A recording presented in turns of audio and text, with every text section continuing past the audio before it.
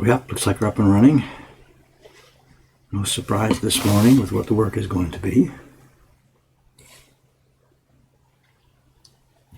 Tomorrow might be different. Tomorrow I think it's a sizing session. Shiba-san is back. Those of you who saw the Saturday stream a couple of weeks ago, our young designer, carver, printer Shiba-san and I did some sizing upstairs on a batch of, I think, about 30 sheets of paper. I can't remember what she had. She's got to do some more because almost all the prints that she's made with that batch of paper, they're already gone. So she's had a real good run on her prints the last couple of weeks. So I think that's tomorrow's stream. She and I will be upstairs sizing again. She's not quite ready to do it by herself yet.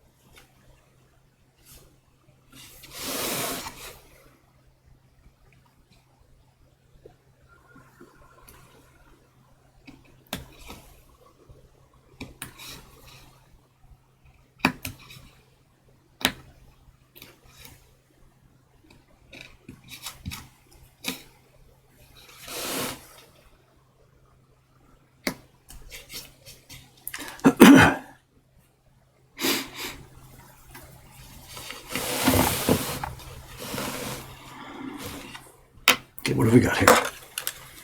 Just good mornings, I guess, so far, right? Good mornings and good evenings.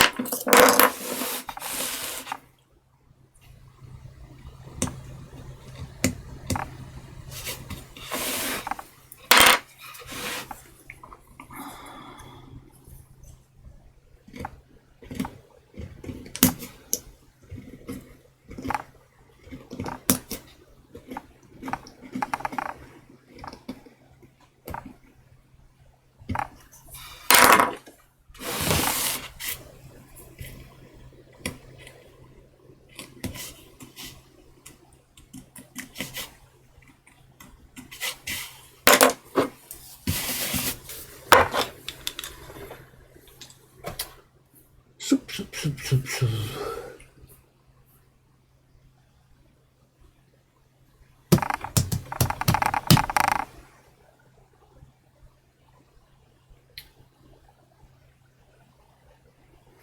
the question about presentation of prints? Not sure what to say. It depends who you're selling to. If you're selling to people who are going to display it, then frames and stuff. I'm not quite sure what to say. If you're familiar with our stuff, we have many different ways we present our prints, depending mostly on the size they are and what kind of person is going to be picking them up. Whether they're tourists in the shop who are looking for a living room decoration, or whether they're print collectors. There's an inherent problem in packaging woodblock prints.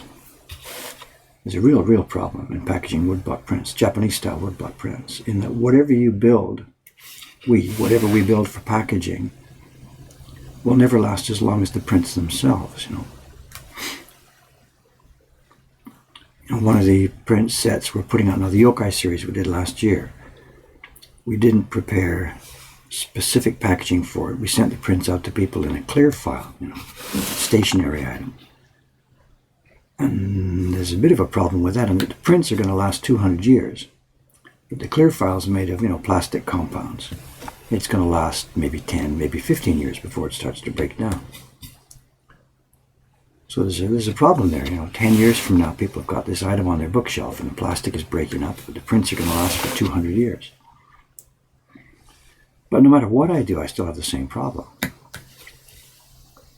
There's nothing I can prepare for the prints. It's going to last as long as the prints themselves. I have this problem with my own print collection. I have stuff from Meiji era, Showa, Taisho, stuff that was made at all different times over the past 100, 150 years.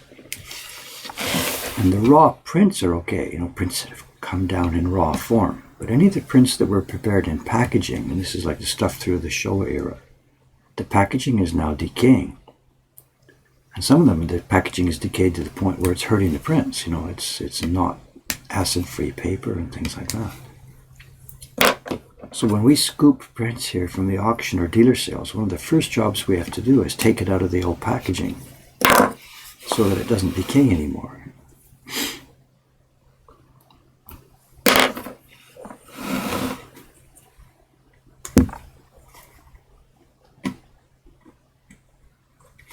And with ourselves, the print series, the subscription prints and stuff that we send out, we try and, as much as we can, to use packaging materials that are going to last a long time. But it's still, they're not going to last as long as the prints. There's a real problem in packaging woodblock print. We're proud that they last 200 years plus, more. But how do you package it, preserve it?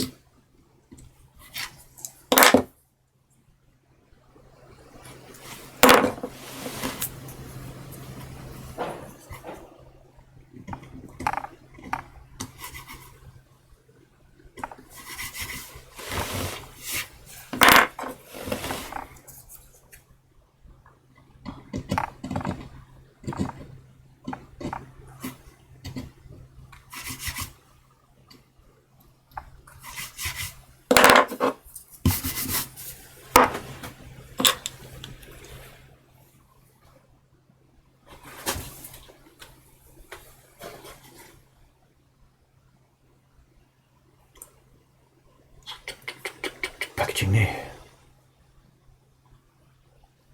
How do I manage my perfectionism while carving? It depends on the job that we're doing here. This job right now, this is an adaptation of a print for our print party room. It's going to be printed very roughly by beginners who don't know what they're doing. And the print that's going to turn out from this print party room, it's a print that has an effect. As they hold it up, it will look like the Great Wave print. This is not a photographic reproduction of the Great Wave print. It's a print that will show them, oh, I recognize that image, that's hook-sized Great Wave. So right now, the one I'm doing right now is not critical. If I was carving here and boop, if I knocked off one of these wave shapes, I would just keep going because it doesn't matter at all within the scope of this job. It's not that I'm going to be careless and say, oh, Shogun, I don't care, the customers will ever notice. That's not the point. The point is within the framework of the job at hand, how exact do you have to be? The lines I'm carving here right now were drawn not by Hokusai, but by our young girl, Kaori-san. She adapted the print and sketched some lines. Chup, chup, chup, chup, chup, chup, chup. So on this job that I'm doing today, if I chip one of these lines, it's going to stay. I'm just going to work around it. I would just shave the ends of the chip and make it look like it was a bit more natural. I wouldn't care. But on a different kind of job, a more delicate reproduction, or something, a woman's face like the octopus print, whatever. If I made a chip on the face of that woman in the octopus print or chipped out one of the hairs, I'd fix it, of course. You put a plug in and you fix it because it's critically important to the job, to enjoying the finished print. So within those two, actually there's one more too. I wrote about it in my blog years and years and years ago. I was carving one of the reproductions of an older print to put into my Surimono albums. And this is a job that I've chosen for myself. Nobody's given it to me. It's my publication, my choosing, my selection, my everything. So nobody knows what's going on but me. Nobody knows what was right or wrong but me. And I'm carving a tree in the picture, and there's a bunch of leaves and stuff like that. And I made a mistake, and I chipped off one of the things that was a batch of leaves. And you sort of got a decision to make to yourself there. Look, it's a tree, it's a bunch of leaves. Nobody on this planet would ever notice that. Just chip it out, clean it up, move along. In the finished print, there would be, a little tiny bit of leaves that would be missing, which nobody would ever notice. Well, what did I do? I actually went back and fixed it and repaired it. And this is part of a sort of OCD behavior. I don't even know what it is. I don't care. But the point I made in my newsletter when I talked about this back then was that if you start to make a slippery slope, if you start to say to yourself, it doesn't matter, it's okay, no one will notice that. If you start to let yourself think that way, then there's no end to it, because it really is a slippery slope. So I tried to convince myself that I was working in a workshop where there was a really strict master, and he had noticed this and said, what do you think you're doing? You can't screw up like that. The artist drew some leaves there because he wants leaves there. Carve them, fix it.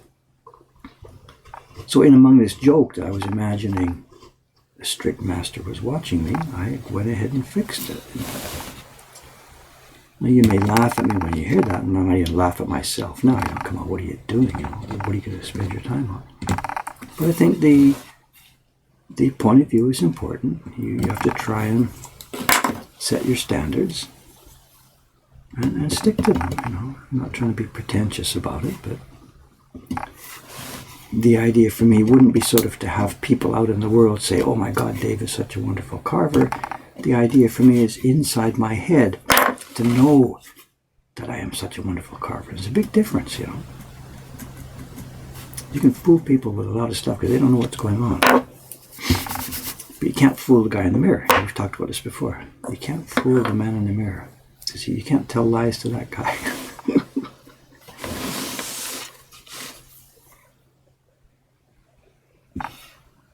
So I don't know if that's quite the question you were asking, but sometimes you fix it, and sometimes you don't.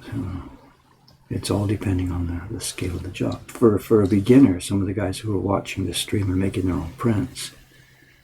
I wouldn't obsess about going back to fix little cracks and pops. You know, you're going to spend a whole lot of time doing that, and you're going to make a whole lot more of them soon. So I wouldn't worry about that too much. For a beginner, I'd sort of press forward and just try and train yourself to try and avoid the mistakes more than fixing them. Because at the beginning, you're making so many mistakes, so many chips, so many cracks. You would just be spending all of your day just fixing it. So for beginners, I wouldn't sweat it. Just move forward, whoops, move forward, whoops, keep going, and try and reduce the number of times you have to say whoops. You're probably not selling your prints. It's just for your own practice and education.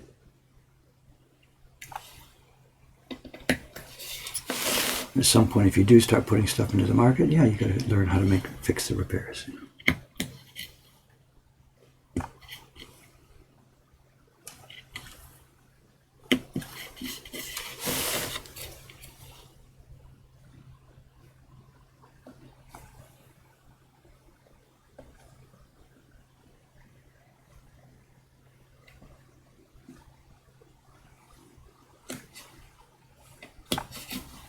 I remember the story now about that imaginary master. It was in my newsletter way back, somewhere in 1990 or so. It was called "I Hear Voices."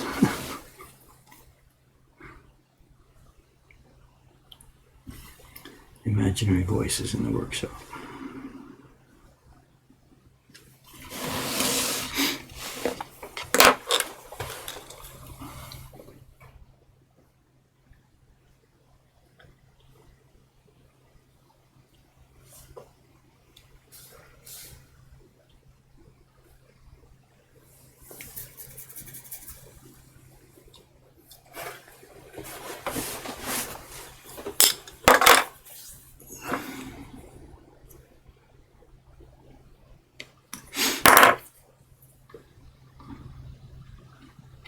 Yeah, if you're curious, that story, the newsletter was the Hyakunin Issho newsletter. It's buried on the website somewhere. Actually, that's an interesting point, that story about imagining there's a more experienced guy in the workshop. I gave a whole bunch of examples of that. And it really was something I was thinking of at the time, because that was the time when I hadn't actually had a chance to spend any time with other craftsmen. I think I probably met Matsaki on the printer, but I never had any chance to spend time with a carver at that point. So I was really struggling around to try and, how can I get some assistance with this? How can I get help with this?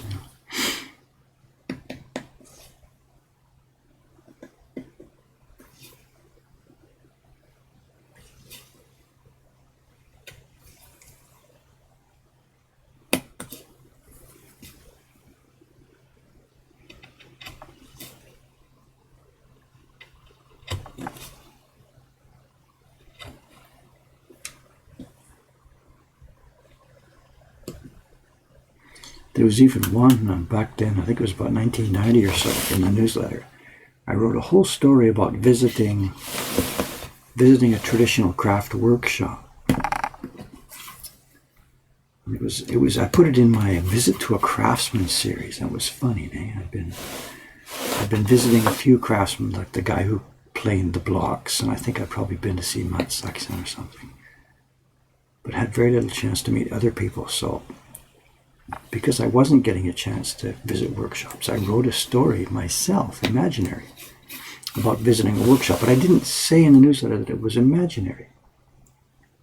I wrote about, climbing the stairs, there's the printers, there's the carvers, chatting with these guys, and I made it all up. It was basically the whole issue of one newsletter. Like I think it was early 1990 or somewhere, 1991.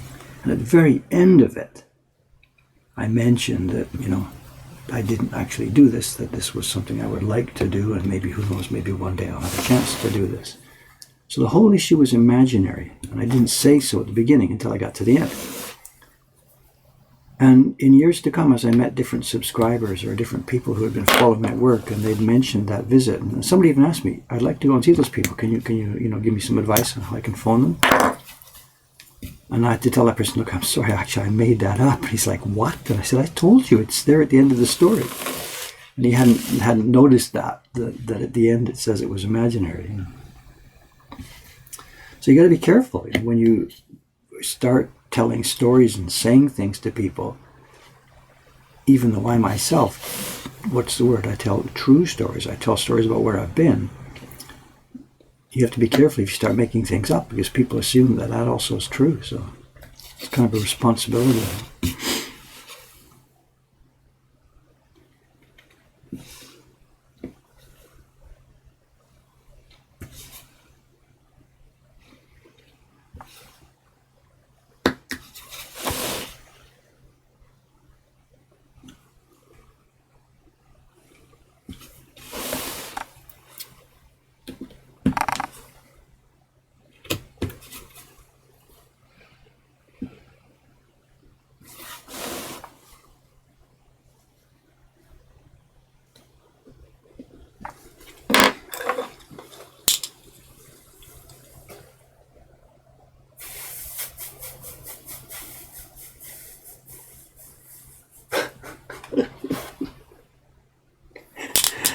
Do the voices have funny accents? I don't know how far to take that thing, you know. So.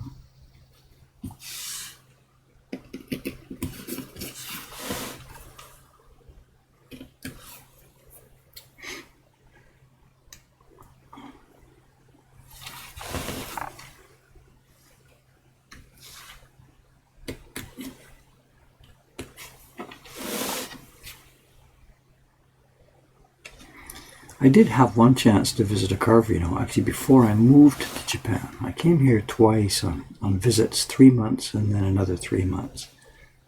This is back in the late 70s before I was still working at the music store. I was still doing printmaking as a hobby.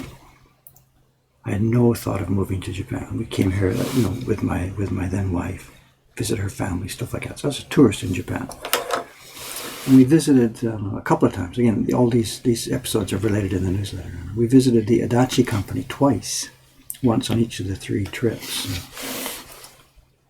Actually, more than once on the second trip. And, he let me go upstairs one day.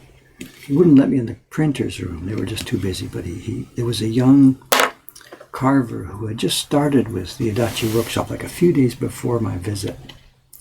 There was this kid just sitting in a room all by himself, struggling with carving. So when I had asked Adachi, can I visit the carver's room? Can I see what's going on? You know, he just, whatever, up you go. And he put me into this room with a young carver who had just started work literally days before. The guy's name was Horimoto, Joshi Horimoto. We know each other now. Yeah, we came to know each other in later years. The boy didn't speak English at all. I didn't speak. I spoke like next to nothing Japanese. Totally next to nothing. So there's no verbal communication. So what I'm doing mostly is just sitting next to him with my little tiny notebook, which is still in the drawer here, sketching and drawing things about what I'm seeing, how the guy was holding a knife, when he was carving a leaf, how he did the leaf, which way first, which side second, and which way third, and stuff like this. This is before I ever moved to Japan. And it was that visit, based on what I remembered from that visit, seeing this guy and then hearing the noise from the real carver's room next door, that provided the background for that imaginary visit I wrote about years later, when I was actually, after I'd become a craftsman.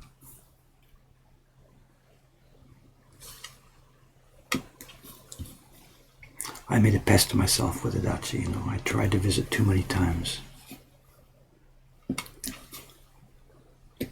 On that second visit, my wife and I, then we came for 3 months. You know, it was before we had kids. We were here for 3 months, visit her parents, look around Japan, buy some prints. I said I tried to visit Adachi, you know. Now, I went there on one day with her, and he let me in and we chatted. I bought some prints, asked if I could come back the next day and visit. And that's the second day, then is the day he let me go upstairs to sit with the carver, Horimoto-san. So whatever, I sat there for a couple of hours, went home. And then I've written about this before. I came back the next day thinking that I could go and perhaps sit in the printer's room, whatever, you know. And he exploded, you know. He absolutely exploded. What are you doing bothering us? We're busy. There's an exhibition coming up. What do you think we are? This is not a school. You know. he's just yelling at me. I understood only the tiniest fraction of what he was saying. I had just overstayed my welcome. I'd asked for too much, and I hadn't brought a little gift, and I'd just broken all the rules and whatever. So he yells at me, and I'm sort of, what do I do? And he says, what's the number? You came here with your wife 3 days ago. Give me your phone number. Let's call her. So I phone her, pass the phone over to him, and he just takes her to pieces.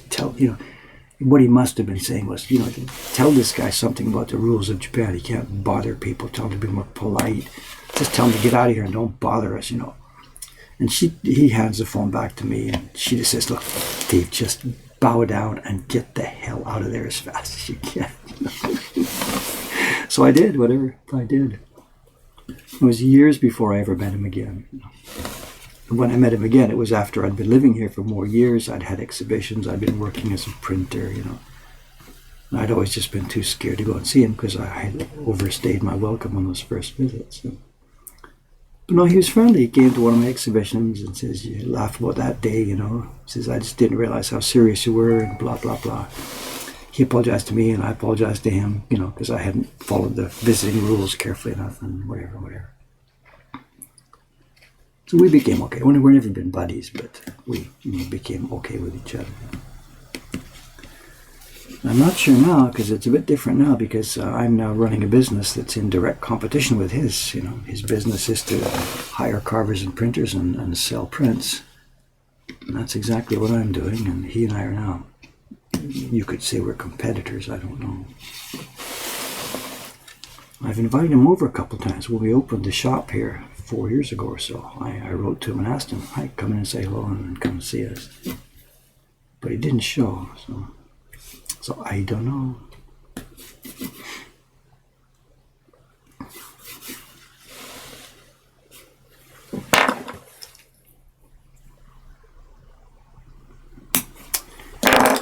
He's getting to the end of life now, I guess. He's in his mid-80s. I've heard he's been in and out of hospital, and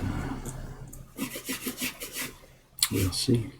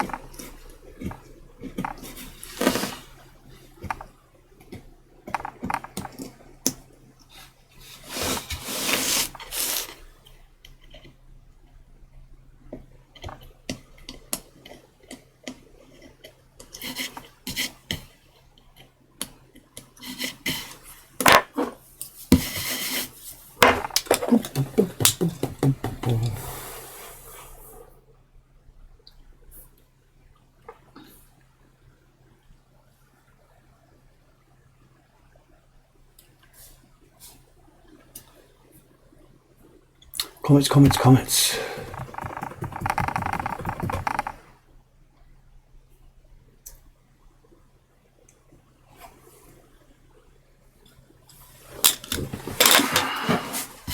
What was that? Color?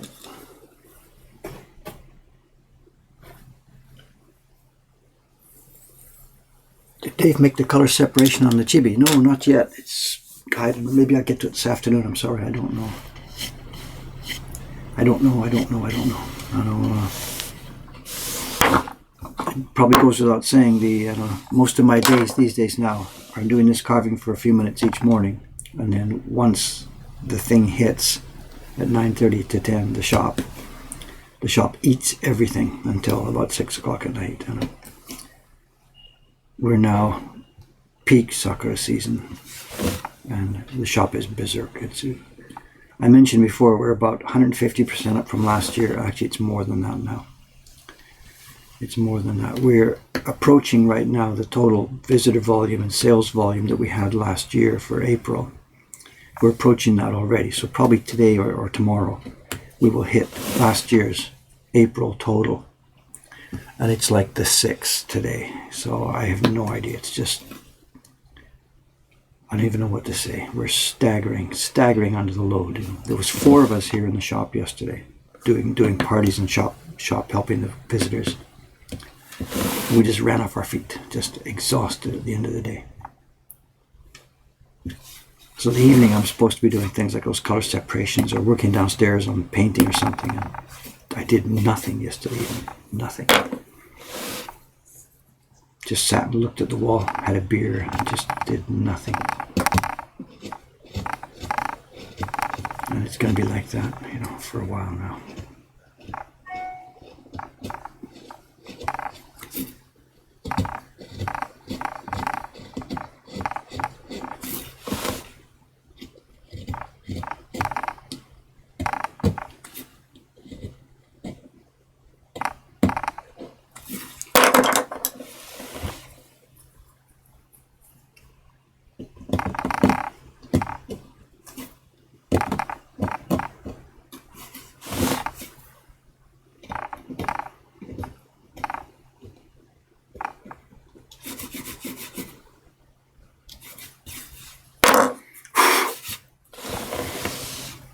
Okay, we're almost finished this little zone of waves here. Let's get this last little couple chopped out, and where should we go next? Let's see.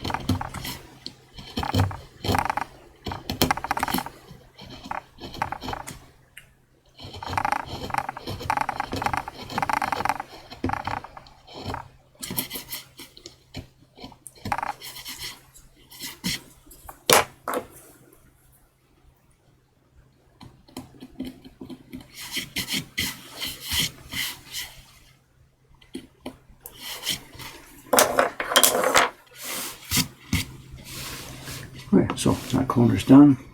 Let's head for this little boat. I've done 2 of the boats. We did the first one behind Mount Fuji, and the second one down at the front of the print. Another boat that's buried in the wave itself, the one that's about to get crashed by the wave.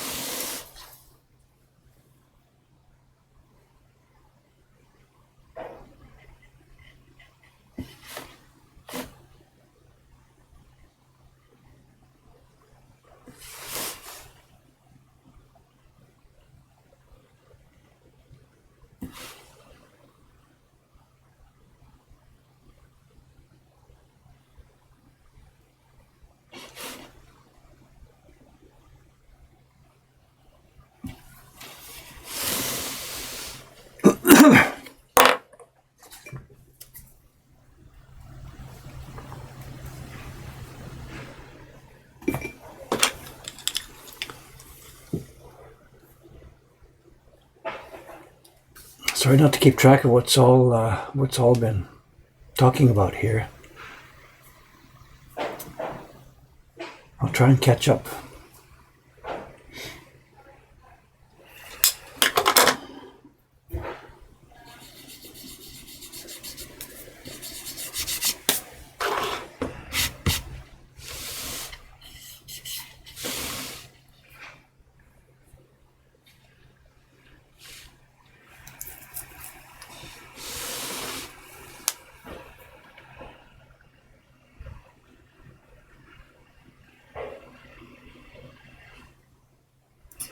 Today's garbage pickup day. Some of that noise you can hear outside. We put the garbage out last night and early this morning. I think that's what we're hearing out there. It's Friday morning here. Well, I'm not sure. Garbage pickup. Oh, it starts at 8 o'clock. Yeah, that's what it is.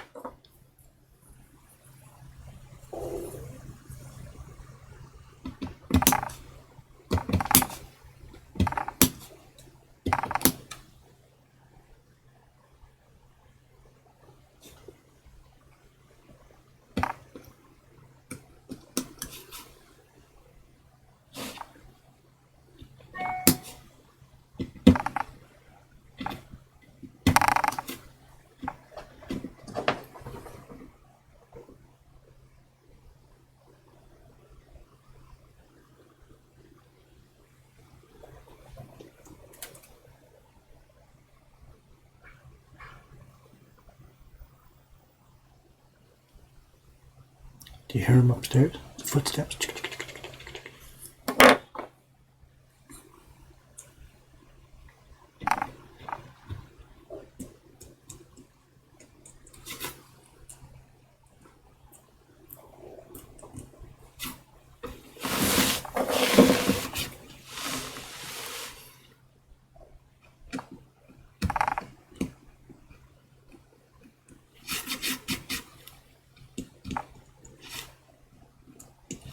Okay, there's the bottom of the boat where it meets the water, the straw matting over the side of it. Let's go inside it. Sort of ignore what's going on here.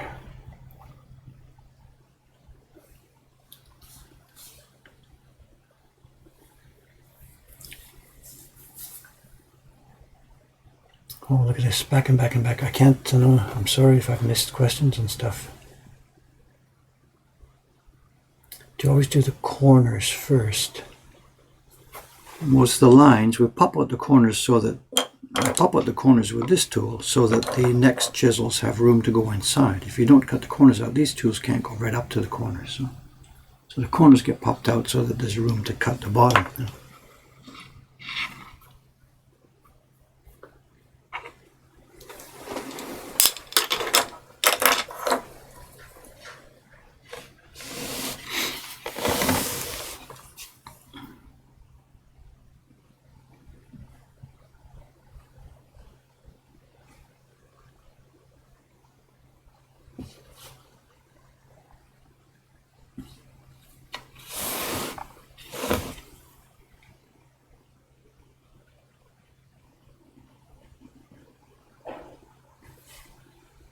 You cut the corner like this, because there's no way the other chisel can reach inside those spaces.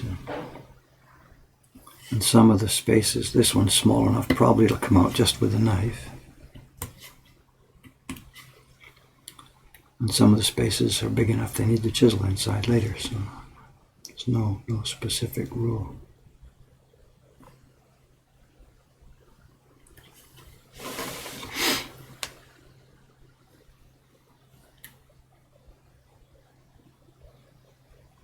You get two corners meet like this, then out comes the corner, out comes the triangle.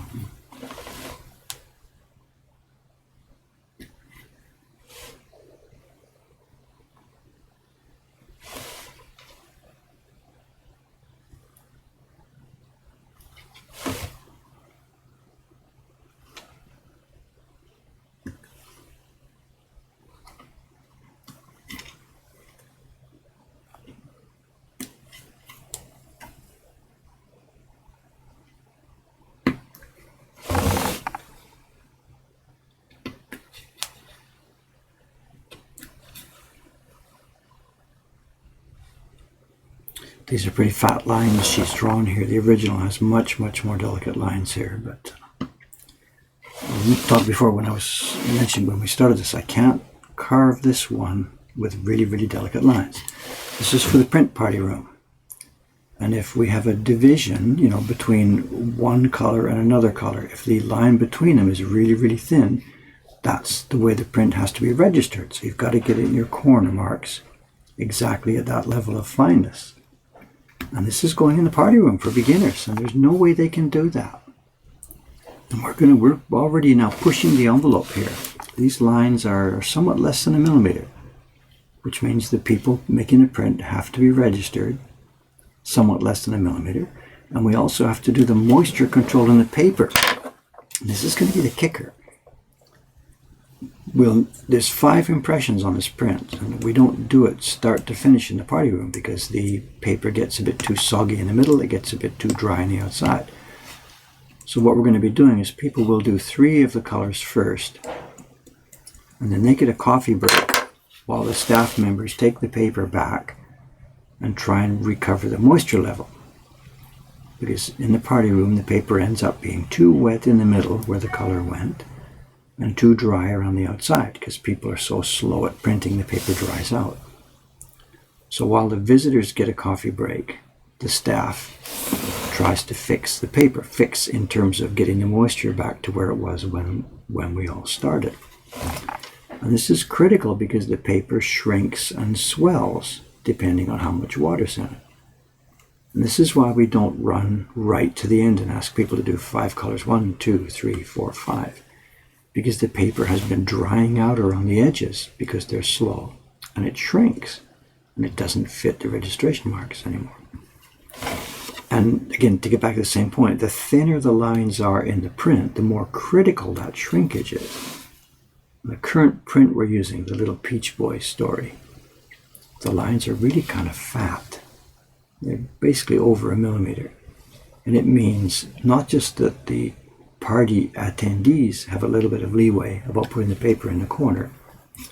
It means we as staff have a little bit of leeway about how much moisture is in the paper. And this one now we're carving now is going to reduce both of those. It's going to reduce that leeway.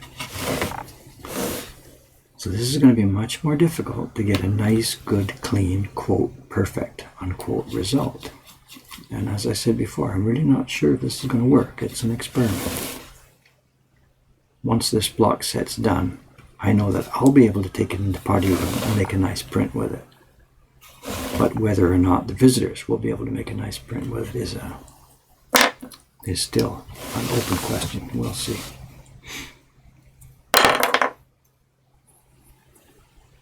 So how thin to make these lines? This is a really critical question.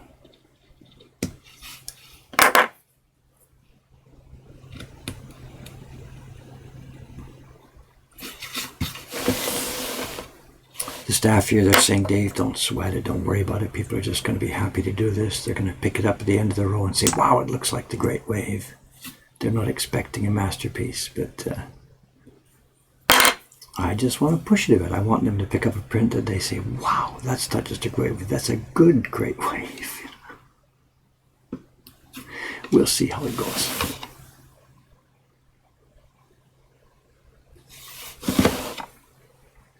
Got this wide first.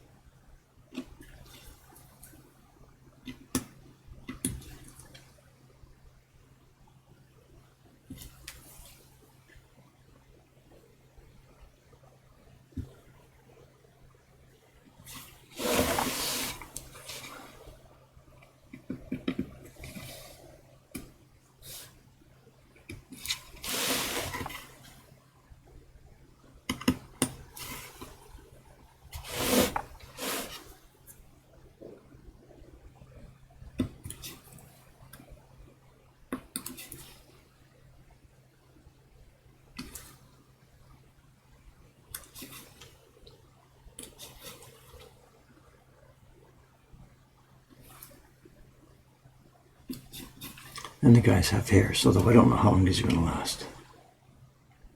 These party room blocks get pretty vigorous use, and these hairs are probably going to wear out pretty quickly. We'll see.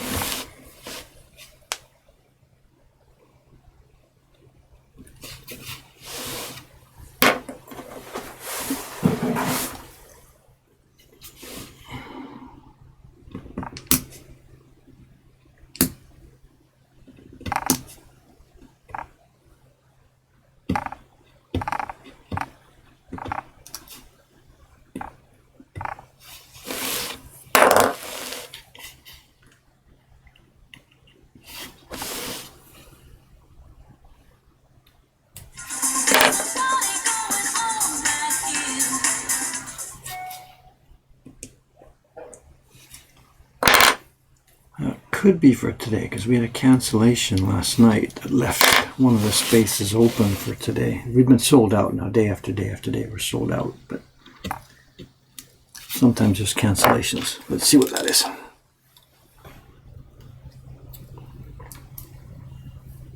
No, it's for June, no problem.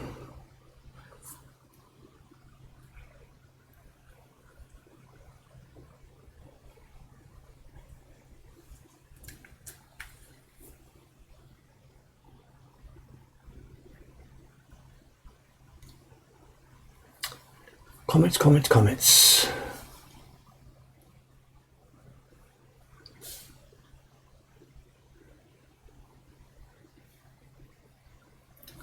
Comments, comments, comments. Still can't read them all. Sorry, guys.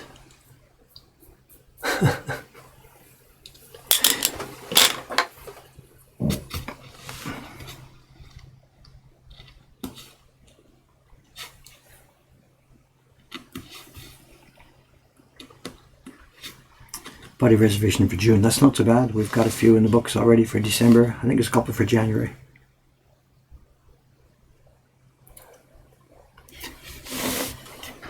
The faraway party reservations are mostly from travel companies. There's one company called Inside Japan. They do a really good job. I know they send a lot of people here, and they do it a really interesting way. I guess when you visit their website and get a tour with them or whatever, they set up stuff like not just hotels and transportation. They then ask you, what do you want to do while you're in Japan? What kind of stuff you're interested in doing? And they've got sort of a questionnaire, I guess, they send their customers. And the people answer the questionnaire, whether they want sporty stuff or arty stuff or whatever, how it goes. And then Inside Japan recommends stuff to them, among of which is our activity. And if they check it off, yeah, they'd like to do that, then the travel company fits it into the schedule. They check our reservation schedule, which they have access to. Then they fit it all in and they book it for the people. The travel company makes the reservation, books it. And then they send the people a kind of a booklet. It's all printed up, customized for them by the travel company. A little book that they follow day by day. They get out of the airplane and here's what you do. Here's where you go through customs. Here's where you get your bags. Here's where you find the train. They've included the train tickets and all that kind of stuff. And the people just follow this little booklet day by day by day. And there's free days or whatever. It's all arranged per the preferences of each traveler, whatever. And they get here and they come up the stairs. They've got the booklet open in their hands. That's how they found the place. So I've seen these. I've asked people, can you show me that? Can you see what it is? And they're really cool. The book goes page by page by page. 10 o'clock, show up at Mokuhankan. Here's the map. Here's how to get on the train from your hotel, stuff like that. These are people who are, they would like a little more help with their traveling in a strange country.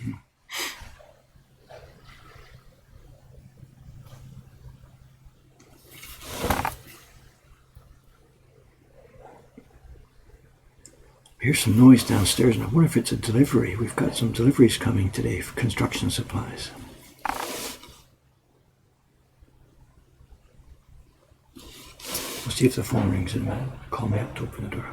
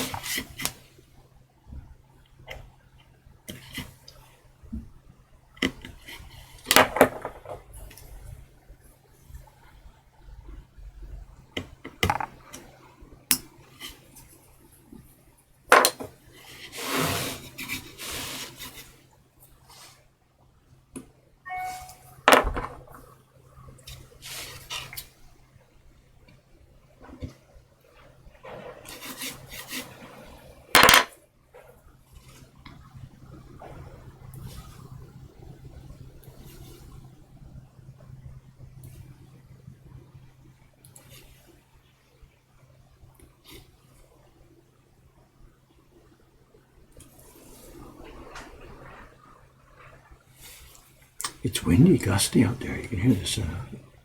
The restaurant next door has a loose panel on its roof, which is blowing in the wind, and that's what's shaking and making noise back and forth. All right, there's another little man.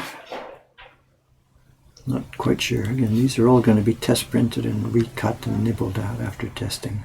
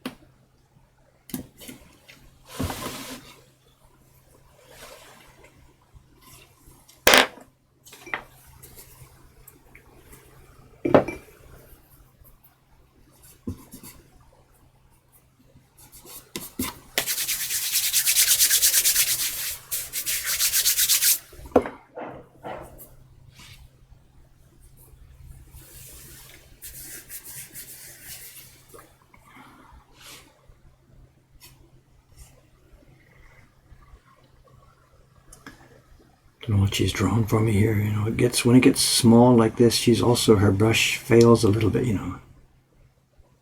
It's really hard to draw stuff tiny with those brushes, and she's got a reasonable skill, but she's not a master. So I've got to try and figure out what the shapes are here. It looks like a boat. Luckily, I know, I've carved the original, I know what the shapes are supposed to look like here, so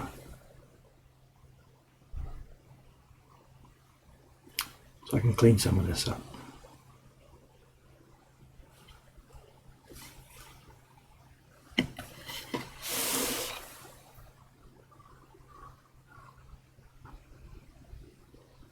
Also, part of the problem, we mentioned this the other day when I started this project, is this carving is being done on an old piece of wood. It's not a fresh piece of cherry. This is the piece of wood that's been living for the past few years on the back of the Peach Boy print in the party room. It's the back side of the key block for the Peach Boy print. It's a nice, good, hard piece of cherry. So we haven't been able to source good, hard pieces recently, so I'm repurposing the back surface of the Peach Boy block. But it's been on a party bench. It's been exposed to air. It's had ink spilled on it. So it's really kind of dark and dirty. So it's difficult for me here to see some of these lines because the wood is not a clean, bright piece of wood. You know.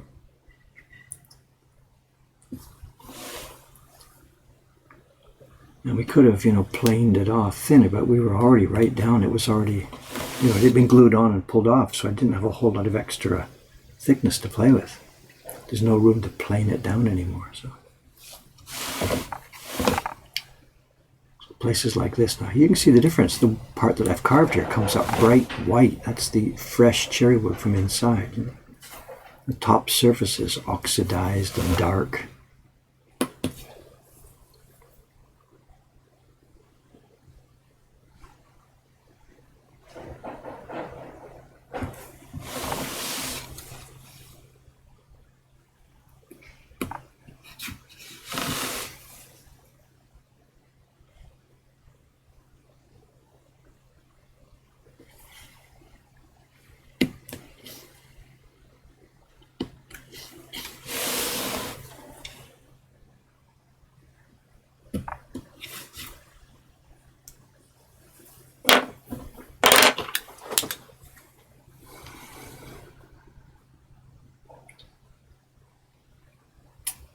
Look at this.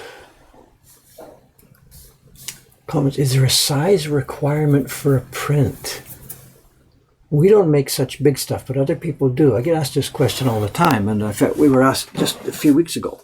And if you're talking about size of prints, there's no limiting factor, but in the Japanese tradition, the limiting factor becomes the fact that the paper has to be moist when it goes onto the blocks and gets rubbed. And for big prints, maintaining moisture control, you know, you're waving a giant print around in the air, rubbing it on the blocks, it gets difficult. And I think we posted links to a couple of places. My friend Mike Lyon, he's got a website, Lyon. He's making woodblock prints about tatami size. And he's built mechanical tools to help him with this. He's got a humidifier box that keeps the paper moist. He's got a press that he works with foot controls and stuff like this. So he's making tatami size prints by himself in the Japanese tradition. And it's a huge accomplishment. He's doing some really fun stuff. It's easier in the Western tradition with oil-based inks because the paper doesn't have to be moist and the pigment doesn't dry out. And there's a big tradition of making steamroller prints. If you Google up steamroller woodblock print or something like this, you'll see many people, usually in North America, college groups, community groups, whatever, they carve prints on 4x8 pieces of plywood in groups. You know, everybody gets their own, or every group gets their own sheet of plywood. They chop designs into it, roll ink over it, put it on the ground, and put paper on top and roll a steamroller down the row. That's good fun. It's outside of our tradition here, not possible here with water-based pigments, you know. So we don't go for large. It's not our bag. We're going for smaller, more refined, what's the word, you know, whatever. Small scale, delicate work is our forte here. So. The largest I've personally made is a scroll print. I think somebody linked to it there in the chat. So. More of an experiment to see if I could do it.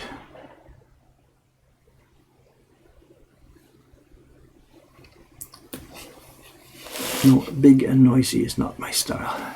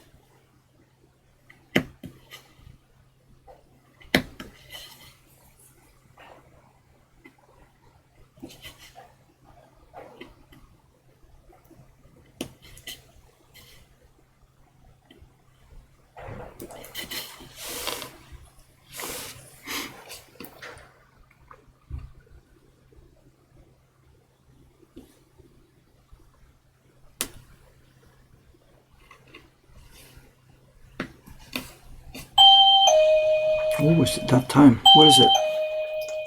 9:16. Look at that. Wow. This must be, maybe it's Kawai-san. Kawai-san and Teiko-san are in today. And we're booked. It's going to be another crazy day. Good, fun, crazy day. Oh, Sugu-san. Wow, I thought it was the shop staff. 最近、Sugu-sanが一番ですね。早い。一番早い、一番遅い、夜もそうでも。デイビッドより。そこまで。そんなに遅くだ。それプリントパーティーのですか？うん。あ、波色の？うん。そう。ああ、それ新しいやつ？そう。縮小だけじゃなくて、simplified、簡単に。そうなんだ。ここに8人でしょ？ 8 people、もう、いや、本当だ。3人になった。本当だ。かわいい。面白い。でも、ぼかし入ってますから。ぼかし本当にやるんですか？そう。だから、客ができるかどうかわからない。危ない。まあ、危ないというのは遊びですが。まあね。楽しみ。She's a good one. I'm so happy we've got her, so happy.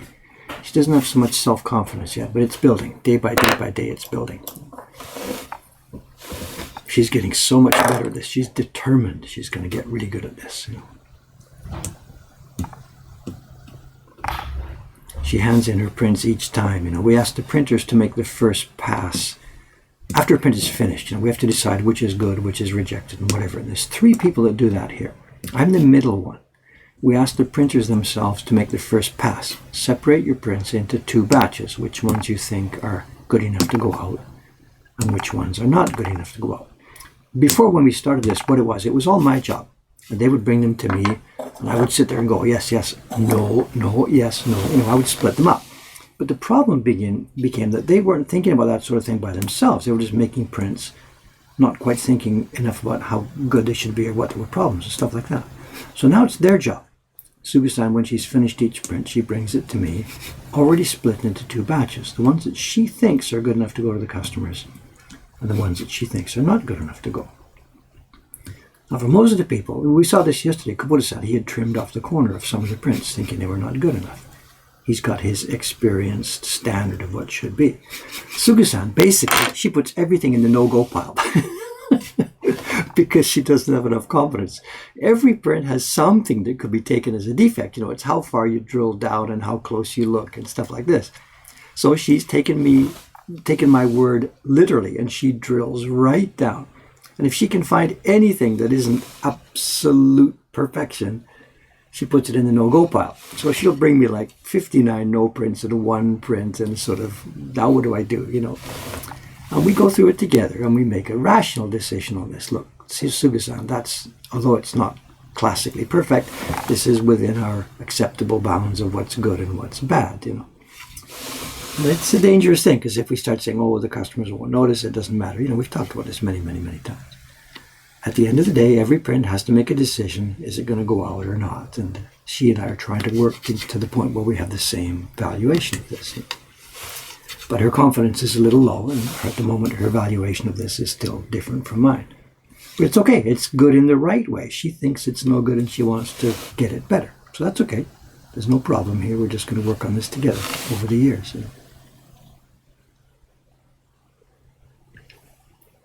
I'm very happy. She's improving so much, so quickly too.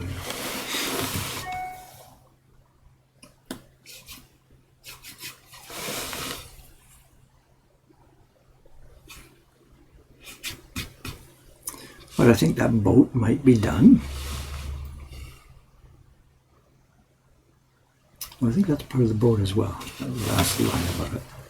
This is the edge of the water, I think, here. Let's do this last line before we pack up for today.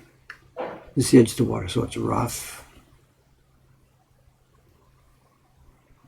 Wiggle it, wiggle it.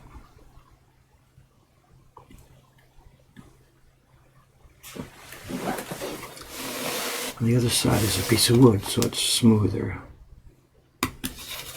This side is wood, so it gets straighter.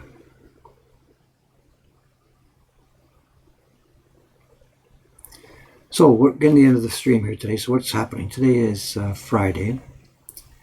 There'll be a stream tomorrow, same time, same station. I guess probably I'll just be doing the same thing, although again, same qualifier as yesterday. Excuse me. If I have time, I'll do the color separations for the 2018 Patreon Chibi pair. So it could be that I'll be doing that work, or I'll be doing Patreon Chibi carving. I'm not sure. We'll see. For the next little while, this great wave print is going to be the standby work on my desk each day.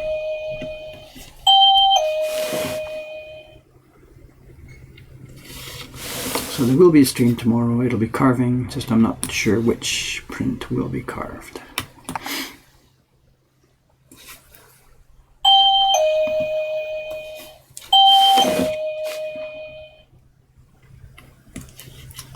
And that's either Kawai-san or Teiko-san. And they're going up and down the stairs, putting the flag out, getting the posters ready, putting the pamphlets into the rack out there.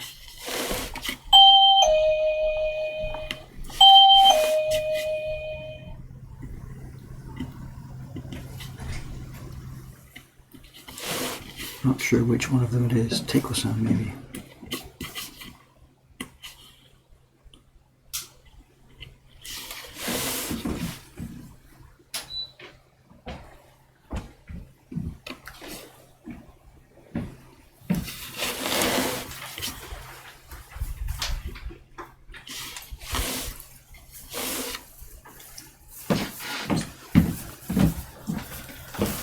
Oh, it's Kawai-san. Good morning.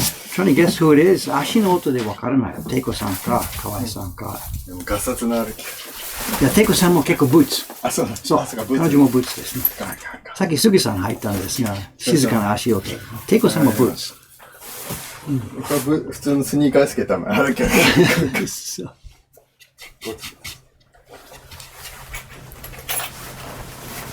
Alright, there we are. Just in time. I got the boat finished. The little guy, the boat here, the straw at the bottom. There we go. Good timing. Good way to finish here this morning. So that's the last of the boats. So the next... Oh no, there's a bit more of the boat up at the top. Look at that. I'll catch you next time. No problem. Okay, thanks so much for watching, guys. I'm sorry that I didn't catch much of the stream today. Way too much information for me to follow. What do we got a couple here? How did Cameron's family do the painting? Just his mother. Cameron's mother was here. Nobody else. Oh, his wife who lives here, of course. She did a good job. She did okay. Yeah, Sugi-san. Yes. Good girl. Sweet girl. Yes. Here we are. We're signing off, are we? Okay, guys. Thanks very much. Apologies again for my lack of attention to the chat. Can't be helped. Oh, I did forget to mention one thing. Today's Friday. Tomorrow's Saturday. It might be a sizing stream tomorrow upstairs with Sugi-san. With Shiba-san. That might be what's happening tomorrow. And if that's the case, we'll have a chance to watch the chat more because she and I will be sizing and we can watch the computer as it goes. So that could be what's happening tomorrow. Anyway, I'm off. Thanks very much. Same time, same station. See you tomorrow. Thanks again. Bye-bye.